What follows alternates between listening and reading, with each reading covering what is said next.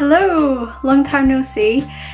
It has been a really exciting Christmas for me, and I hope that everyone else has had a really good time celebrating whatever they were celebrating this month. So the first thing that I finished in December was... that's the wrong one. So the first thing that I finished reading in December was Hawkeye, My Life as a Weapon, which is volume 1, and I also read Hawkeye Little Hits, which is volume 2.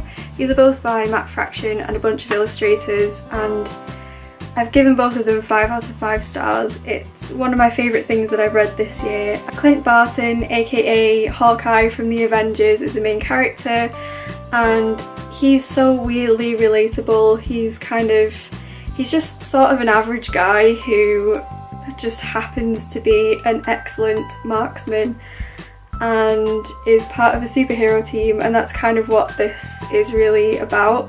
We don't get to know a lot about Clint in the films, which I think is a really huge shame because he is an excellent character.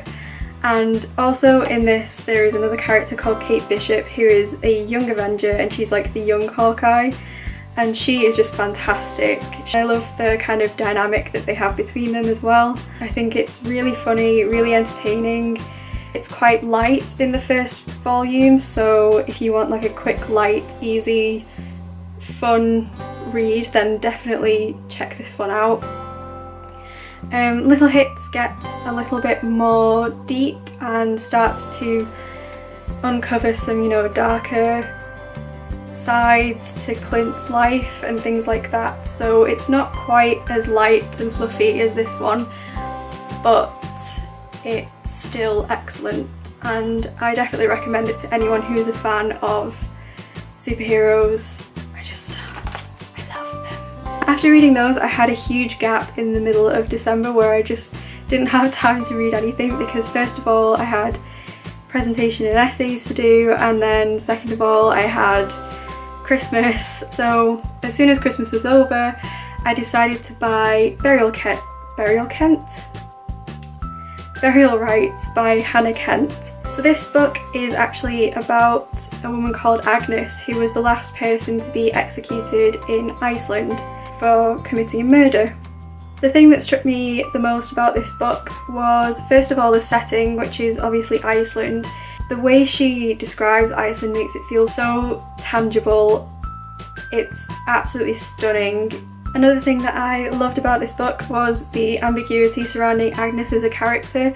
You're kind of always half wanting to trust and believe in her and half distancing yourself from her, and I think that's reflected in all of the other characters in the book that are kind of having this similar reaction to Agnes coming into their lives. I found the writing to be incredibly poetic, especially from Agnes's point of view.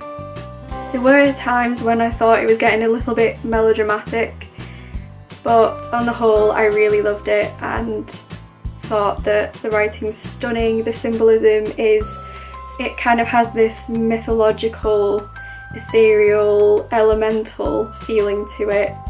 I've already mentioned that one thing I didn't I've already mentioned that one of the things that I didn't like about it was that sometimes it could feel a little bit too melodramatic. There was only one other thing that I didn't enjoy, and that was the way that it shifted points of views. I'm just not used to reading a book that has points of views like that, because one point of view is from the first person and two of the other ones are kind of more focalized third person narratives. So it was really strange, but it worked in the end, but it just took a little bit of getting used to in the beginning. So yeah, I gave this 4 out of 5 stars, thoroughly enjoyed it, couldn't put it down, and read it within 2 days after Christmas. The last thing that I read in December was Stardust by Neil Gaiman. I've seen the film and I used to absolutely adore the film. I used to watch it like every night. I was quite surprised because the film does follow the book, but I think the book ends a little bit differently. It's a little bit more subtle, whereas the film's a bit more dramatic and action-packed, I suppose. Basically what this is about is it's kind of like an adult tongue-in-cheek fairy tale about a guy who one day sees a star falling, and he decides to promise the girl who he believes that he loves that he will go across the wall into a kind of magical land to retrieve this star and bring it back to her. And that's the basic premise, I suppose, of the story. I don't really have a lot to say about this one. I think that it's just a really good magical adventure that adults can enjoy the same way that they enjoyed reading that kind of thing as a kid. I gave this one 4 out of 5 stars.